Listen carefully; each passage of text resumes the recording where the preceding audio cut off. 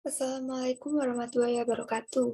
Perkenalkan, nama saya Ardelia Ayu Pitaloka dengan NIM 2123031010113.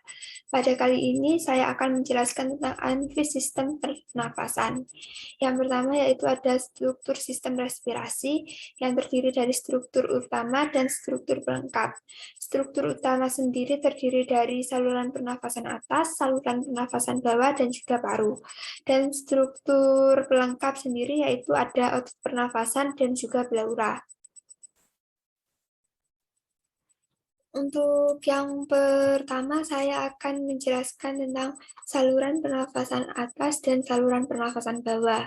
Yang pertama, saluran pernafasan atas ada hidung, sinus paranasal, nasal cavity, faring, dan laring.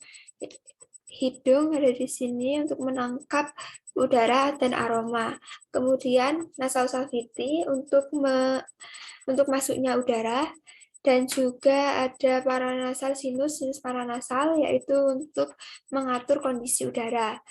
Dan lalu ada oral cavity yaitu untuk jalur masuknya dari udara dari mulut. Lalu ada faring untuk menyalurkan udara ke trakea. Dan juga ada laring yang berguna untuk melindungi benda asing yang mengganggu saluran. Lalu kemudian ada saluran pernafasan bawah, yaitu ada trakea, bronkus, bronchiolus, dan juga alveolus. Untuk yang pertama yaitu bronkus. Bronkus ada dua yaitu left main bronkus dan right main bronkus yang berguna untuk menghubungkan trakea dan paru-paru. Lalu kemudian ada bronchiolus yaitu untuk membawa udara yang kayak oksigen ke kantung udara alveolus. Lalu kemudian ada alveolus yang berguna untuk pertukaran gas oksigen dan karbon dioksida. Kemudian yang kedua saya akan menjelaskan paru.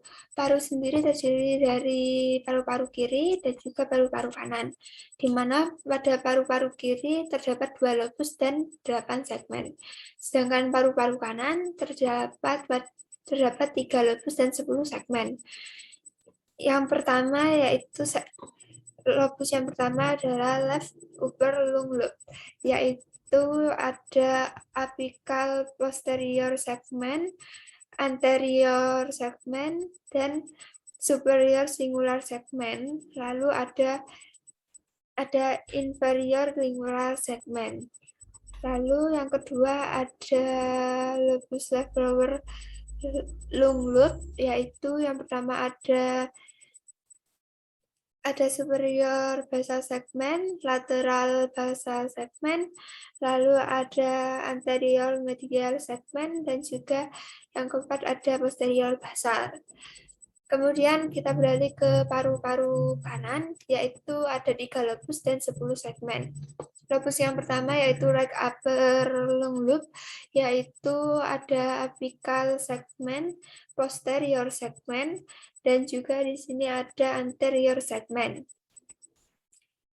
Terus kemudian lobus yang kedua adalah right middle lung lobe, yaitu yang pertama ada medial basal segment, lalu yang kedua ada lateral segment.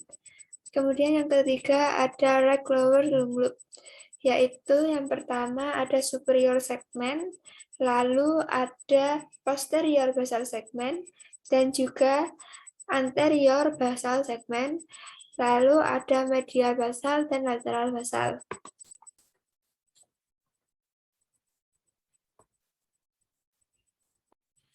Terus yang kemudian saya akan menjelaskan struktur pelengkap, yaitu ada pleura yang pertama. Pleura merupakan terbentuk dari jaringan yang berasal dari mesodermal, dan juga pleura terdiri dari dua, yaitu yang pertama pleura visceral, yaitu untuk melapisi paru, dan juga pleura parietal, yaitu untuk melapisi dinding hemitoraks. Dan juga di antara pleura ini terdapat rongga pleura pada keadaan normal terisi cairan pleura dalam jumlah yang sedikit. Yang cairan itu berfungsi untuk memisahkan kedua pleura agar tidak saling lengket. Lalu kemudian struktur pelengkap kedua yaitu ada otot pernafasan.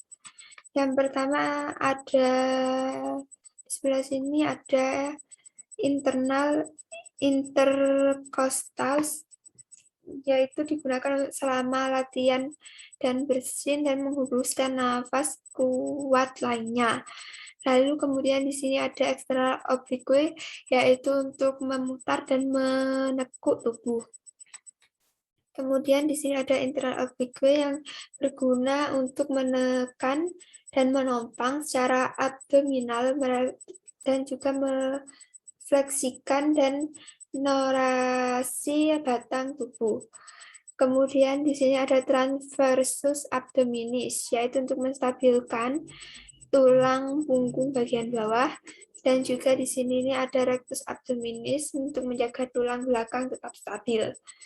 Kemudian yang di sebelah sini yang pertama ada sternocleidomastoid, yaitu berguna untuk merotasikan kepala ke sisi berlawanan.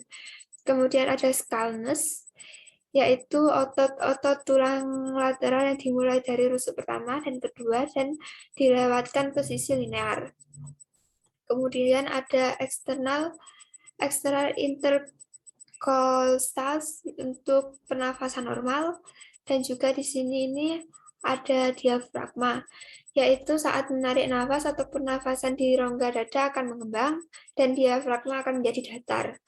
Dan kemudian hal ini memudahkan O2 bergerak ke paru-paru, dan saat menghembuskan nafas sebaliknya, diafragma juga berfungsi untuk membantu bersin, muntah, dan lain-lain.